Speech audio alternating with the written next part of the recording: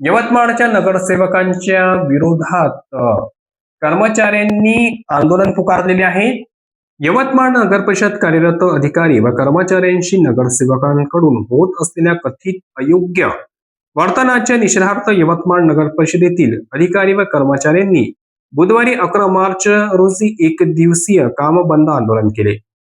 महाराष्ट्र राज्य नगर परिषद संवर्ग अधिकारी संघटना व नगर परिषद कर्मचारी संघटना यवतमाळ यांच्या वतीने याबाबत नगर परिषद अध्यक्ष यांना निवेदन देण्यात आले. निवेदनानुसार नगर परिषदेत काही नगरसेवकांकडून अधिकारी व कर्मचाऱ्यांशी वारंवार उद्धट व अवमानकारक भाषेत बोलणे, शिवीगाळ करणे तसेच कार्यालयीन कामकाजात अनावश्यक हस्तक्षेप करण्याचे प्रकार घडत असल्याचा आरोप करण्यात आला आहे. या प्रकारामुळे अधिकारी व कर्मचाऱ्यांचा आत्मसन्मान दुखावला जात असून कार्यालयीन वातावरणाही प्रतिकूल परिणाम होत असल्याचे संघटनेने नमूद केले आहे.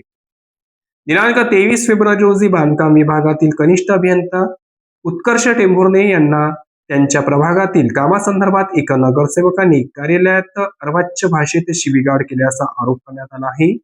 संबंधित कामाशी त्यांचा थेट संबंध नसतानाही सर्व कर्मचाऱ्यांसमोर त्यांचा अपमान करण्यात आल्याचे निवेदनात म्हटले आहे. तसेच बुधवार 11 मार्च रोजी दुपारी बाजार अधीक्षकांच्या कक्षात येऊन त्याच नगरसेवकाने बाजार अधीक्षक हरीश जाधव यांच्याशीही अयोग्य भाषेत बोलून त्यांचा अपमान केल्याची तक्रार करण्यात आली आहे.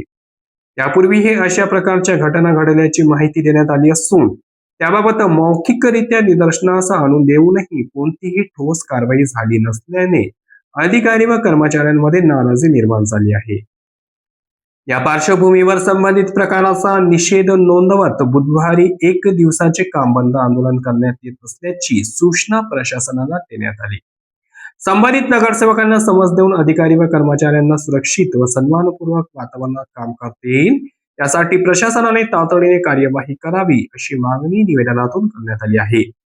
या संदर्भातील निवेदनाची एक प्रत यवतमाळ जिल्हाधिकारी तसेच नगर परिषदेचे मुख्य अधिकारी यांनाही देण्यात आलेली आहे. यावेळी नगर परिषदच्या कर्मचाऱ्यांनी RN न्यूजला दिलेली प्रतिक्रिया. नियोजन विभाग प्रमुख श्री हरीश जाधव यांच्यासोबत काही सदस्य यांचं नाव आपण पेंटू बागर असं म्हणतो आणि श्रीमती संपूर्ण यांच्यामध्ये प्रशासकीय कारणास्तव त्यांचे काम वेळेत का होत नाही याबद्दल विचार न करता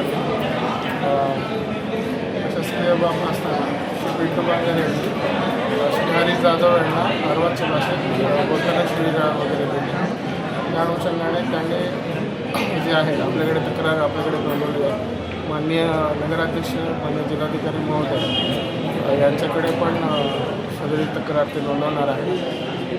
सर्वांची भूमिका ही एकच दिसते की कार्यालयीन कामकाज करताना सर्व कर्मचारी जे आहेत ते जीवाभावाने काम करत असतात. काम करत असताना लोकप्रतिनिधींनी त्यांना चांगला प्रतिसाद देणे, चांगल्या पद्धतीने काम करून घेणे ही एक पद्धत असते. तर लोकप्रतिनिधी कधी काही भावनांच्या भरात नागरिकांचे काम करताना अशा प्रकारची घटना ही जी आहे यापूर्वीपणे घडली आहे. श्री उत्कर्ष टेंभुर्णे आपले कनिष्ठ अभियंता यांना पण श्री पिंटू बांगर यांनी अशा प्रकारे शिवीगाळ वगैरे दिली होती. तर या घटनेचा नगरपालिका प्रशासन म्हणून सर्व कर्मचारी आज जाहीर निषेध करत आहेत.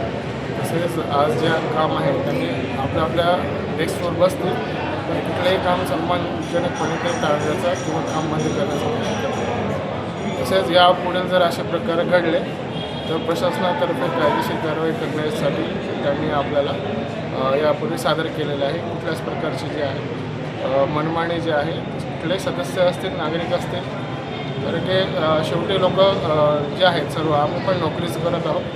लोकांचे प्रश्न सोडवण्यासाठीच आहोत. जेवढे नगरसेवक किंवा सन्मानित सदस्य लोकांचे प्रश्न सोडवण्यासाठी इथं आहे त्याचप्रमाणे प्रशासन पण लोकांचे प्रश्न सोडवण्यासाठीच आहे. पण प्रत्येक गोष्टींची एक नियमावली असते. त्या नियमानुसार आपण जर काम केलं तर ते सर्वांसाठी जे आहे एक आपली पद्धत पडलेली आहे. जर सर्वांनाच नियम डावलून काम करायचं असेल तर समाजात अराजकता माजवायची. सर्वांनी या गोष्टीचं भान ठेवायला पाहिजे, सामाजिक भान ठेवायला पाहिजे.